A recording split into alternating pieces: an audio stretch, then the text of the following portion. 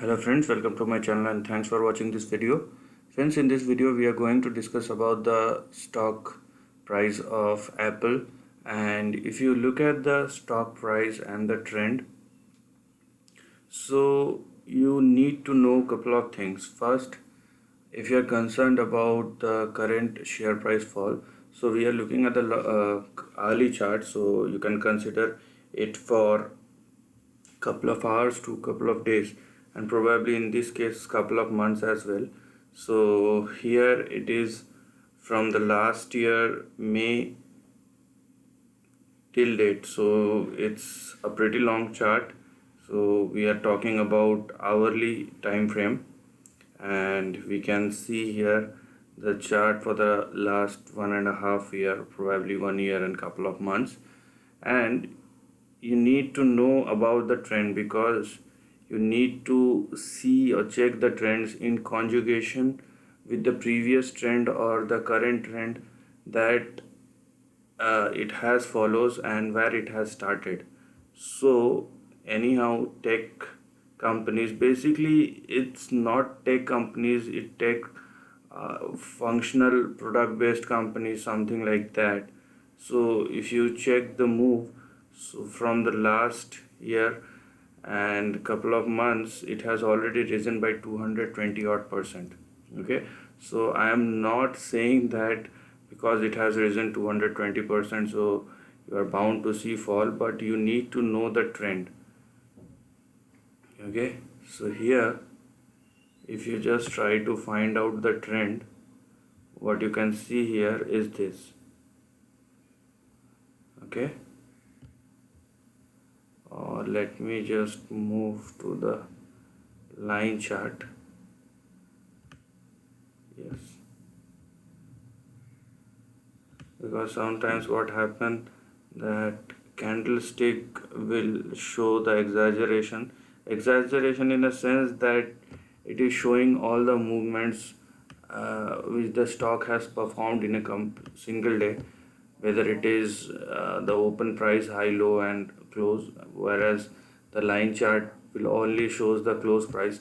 So that's why it will not show those bars or shadows kind of thing.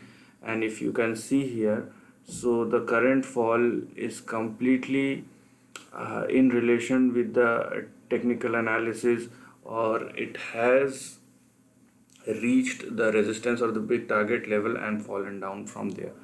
Okay, so you can check here how the stock or the trend has moved. Now if you are looking at this trend, what you can see here is something like this. Okay, so this is your trend.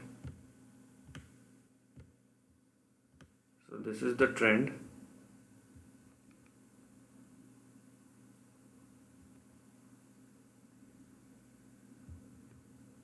and so this is the current trend. Okay, and what you need to know is the support and resistance level for this trend, because this is how the stock can perform, and probably in the current dynamics the stock will follow this range. Okay, so yes, so this is what you need to know. So if I just remove this line as well, it won't be a problem, but let me just keep that line as it is. I'll show you why and how it is important. Okay, now I am moving to the chart, or basically the candlestick chart. Here I need to again readjust the line, so I need to work with both the charts so that we have the full scale support and resistance which the stock is following. And if you are looking at this, yes, so it is something like this. Okay, so the current trend is something like this, and so the stock has bounced back from its current support of $111. Okay, let me just zoom this stock a bit so that you have an fair idea about what should be the probable support and resistance, or the important support and resistance that you need to know. So the current support from where the stock has rebounded is 111, and if it falls below that level, then we have $104 on the downside. On the upside, we have this one, okay, $126 for your first target or resistance. Then if it crosses that, then we have $136 as your